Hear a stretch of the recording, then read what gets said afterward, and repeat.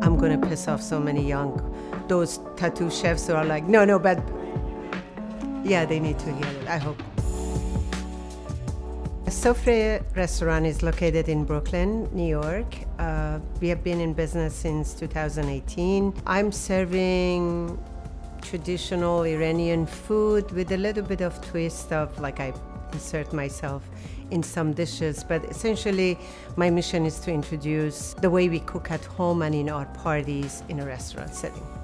I like to say Iranian, it's an interchangeable, and in my book I sometimes say Iranian, sometimes I say Persian. Iran is a geographic place, the country that everyone knows. In that geographic location, so many tribes and nations live. And they have their dialect, they have their cuisine, they have their tradition. We are all Iranians, but not we are all Persians. Persians are the Parsi people, and we have Kurdish, Turkish, Baluch, Lor, so many tribes. So I like to consider this restaurant as Iranian restaurant because I am cooking dishes from different parts of Iran, all over Iran.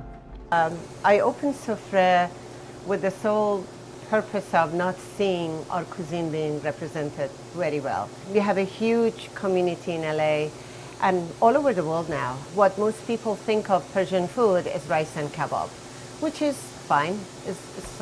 I like my kebab once a year, but every time I have a party, every time I had a dinner, every time I had an event, and people were like, wow, what is this? Like, where is this? But more than people, myself, I've been living in New York City where the world is cooking here. Literally, like in every corner, world is cooking here. And I just couldn't see our food being represented the way I wanted to be represented. So I kept saying from the beginning when we were dining with my husband, my God, this and so is doing this incredible food. Where is our food? So eventually I set out to do this. Brooklyn has its own quirk. I love Brooklyn. It's a little different than Manhattan and other parts of New York. Manhattan is a ton of tourists, people come and go, it's transient, it's a mega city. Brooklyn is local, people young, a lot of artists, a lot of artist community that moved out of Manhattan, priced out of Manhattan, they're currently living in Brooklyn. Many for necessity, but many by choice, like me. I was not gonna have my restaurant anywhere but Brooklyn because of the diversity of the people. It's very young. It's also very old. All the old families who lived in Brooklyn for for many years, they still live there. Their kids are still live here. I have only been in the restaurant business for 5 years.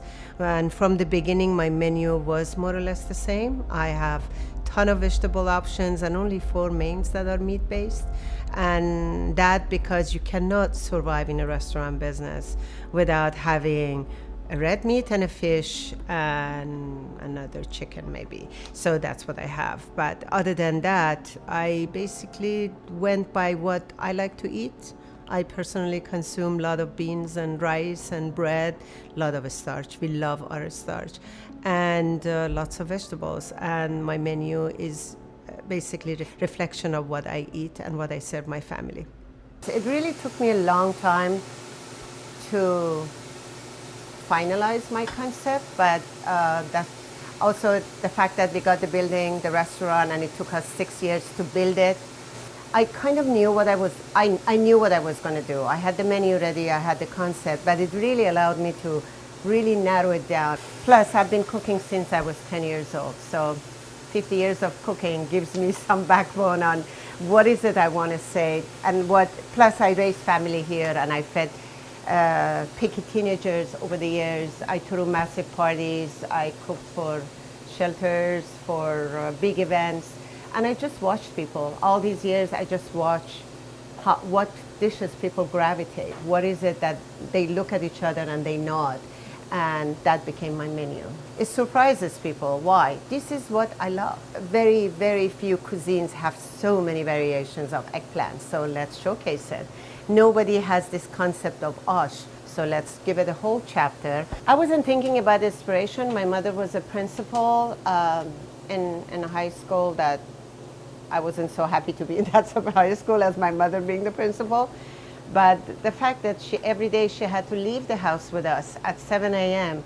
and still we had a beautiful lunch, we came home, that became a source of inspiration. That, yes, you can be working and you should be working. My mother always said, woman, earn your money, put your hands in your pocket, always, always. And my grandmother was the same. But they all never missed a bit about feeding their loved ones. So that was more of an inspiration than watching my mother, what she does. I wanted to be the person who feeds her family and her loved ones.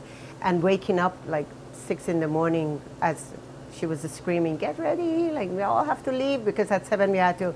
And I would wake up to a smell of onion and garlic already being cooked for our lunch. That was my source of inspiration.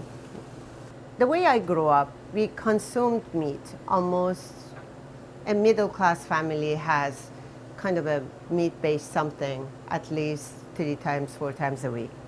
But my mother always put few pieces of meat in a big pot of something as a more of a flavoring. We never sat down to have like a big piece of meat. When I came here and I saw a hamburger, or I saw even worse, steak, I was like shocked, literally shocked. And my father comes from a farming background, so he always told us that he loved his animals, and he really deeply cared for them. And I grew up with love of this animal, and he explained to me that the life cycle of animals, sometimes it has a life cycle, but he taught me how much we need farm animal product to feed our plants. So using that concept of being really consciously using meat, it allows the full ecosystem to evolve around. First of all, you don't consume meat a lot, you just sparingly. You use it as a little bit of flavor here, a little bit of there, and you use it for special events. There's a wedding, you want to have a stuffed whole lamb, yeah. But then the rest of the year, you don't eat lamb. You don't need to consume so much meat. So yes, in our cuisine is a lot of these dishes, and to this day I still eat the same way. And when I cook for family, I just put few pieces. My son is joking that we have to fish for a piece of meat. In my house, they have to fish. Everybody gets a tiny piece of meat, and that's enough. Yeah, in Iran you can find tons of vegetable dishes all over the country. The way we use herbs, that we call here herbs, all the greens, we call it vegetable. The way we use it in such an abundance that for us, cilantro and parsley are equivalent to zucchini or eggplant, and that level of use. And we have dishes that are predominantly only herbs based, or ash that we cook today. And that is not just unique to the central part of Iran, all over Iran. Herbs are in abundance and we just like them. And even when we don't cook them in the dishes, we also always have a massive platter of fresh herbs in our table. No meal is complete without having fresh herbs. Our cuisine is based on layering. We start with onion, and then we move to turmeric or garlic or both, and then we add everything else. And I like to have this to tell the future chefs, keep the integrity of this building up. It may seem a little like time consuming or maybe not efficient, but it pays off once you allow every part of the dish to be developed. Another thing I would like to suggest to future chefs who are attempting to cook Iranian food, before inserting yourself that you think, oh, this is going to be looking really cool if I add this and that, learn the basics, deliver it. And I'd say that to all the people who come here for a stage or trail. Learn the traditional way. Do it well. Make a good ash. You want to take it to another land and make ceviche out of it, I'm just joking. Do it later. But learn the foundation, learn the basic. Develop mastery for it. Then you have almost calls for inserting yourself. So this is one, not necessarily with our cooking, this is one trend I see with the youth people, with all the internet, and they can cook from all over the world. They throw every ingredient from every part of the world in one dish. Some of it is like to almost show off their knowledge of this and that. But to me, just if you are doing this as a chef, think, what is it I'm doing? What am I adding? Or am I actually distracting from the basic concept by prematurely throwing some stuff that doesn't belong? Other than that, recipes are there for this reason. Learn the recipes, practice them, master them, see what you like, what you don't like, and then start adding yourself to it. But just do that part first. By nature and minimalist, I put everything in and then I start removing. I do the same with my food. My food is already, I feel Iranian food has so much in it that we should not clutter more by having a busy setup, a busy placemats, a busy tablecloths. Just get rid of that. The food can speak for itself. My relationship to the food, since I opened the restaurant, I find myself eating simpler and cleaner, simply because I'm around rich food all the time. Basically, I find myself gravitating towards simpler food. Before restaurant, I would go to these really amazing restaurants with 50 ingredients in my plate. That doesn't excite me anymore. I want clarity, cleanness, and conscientious approach to the food. Like, if I see 5 types of protein, different protein, whether like from quinoa to grains to fish, in one plate, I look at it and I'm like, that chef didn't really think thorough. We need one protein, little bit of a starch, ton of vegetables.